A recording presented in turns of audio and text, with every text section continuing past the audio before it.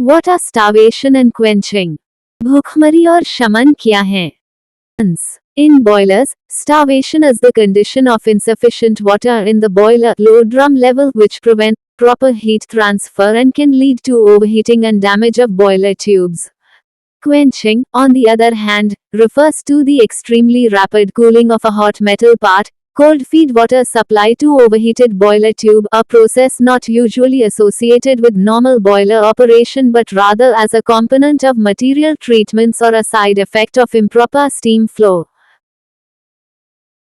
बॉयलरों में भूखमरी बॉयलर में अपर्याप्त जल निम्न ड्रम स्तर की स्थिति है जो उचित ऊष्मा स्थानांतरण को रोकती है और बॉयलर ट्यूबों के अतिताप और क्षति का कारण बन सकती है। दूसरी ओर शमन एक गर्म धातु भाग के अत्यधिक तीव्र शीतलन को संदर्भित करता है। अति उष्ण बॉयलर ट्यूब को ठंडा जल आपूर्ति एक ऐसी प्रक्रिया है जो आमतौर पर सामान्य बॉयलर संचालन से संबंधित नहीं होती है बल्कि सामग्री उपचार के एक घटक या अनुचित भाप प्रवाह के एक दुष्प्रभाव के रूप में होती है। Where does more pressure drop take place across gate valve or globe valve? Gate valve और ग्लोब वाल्व में दाब में गिरावट कहाँ अधिक होती है? Globe valve causes a greater pressure drop than a gate valve because its internal design forces the fluid to change direction multiple times, creating higher resistance to flow and turbulence. In contrast, a gate valve has a straight-through flow path, offering minimal resistance and a lower pressure drop when fully open, making it suitable for applications where minimum pressure loss is critical.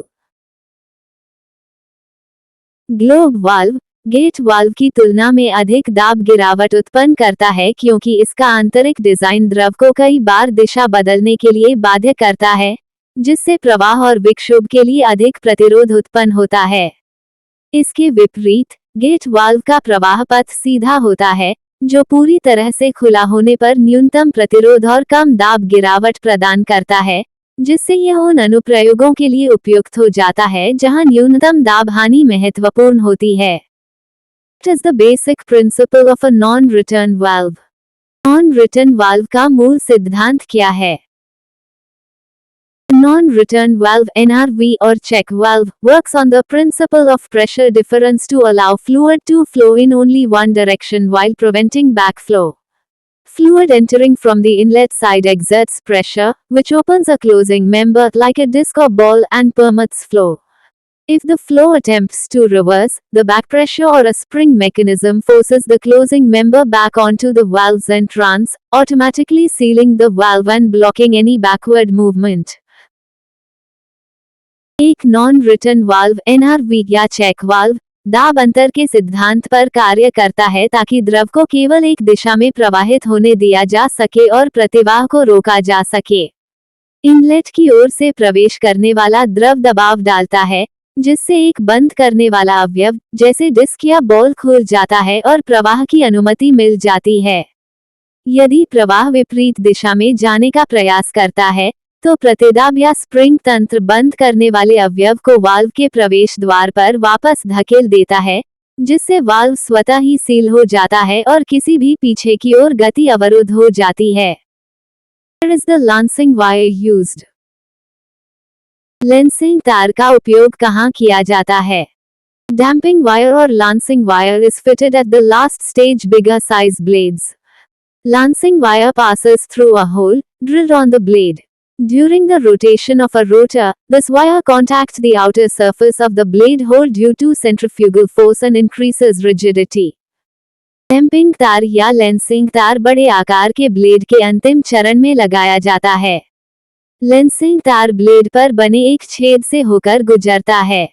Rotor के घूर्णन के दौरान, ये तार अपकेंद्रीय बल के कारण blade के छेद की बाहरी सतह से संपर्क करता है और कठोरता बढ़ाता है।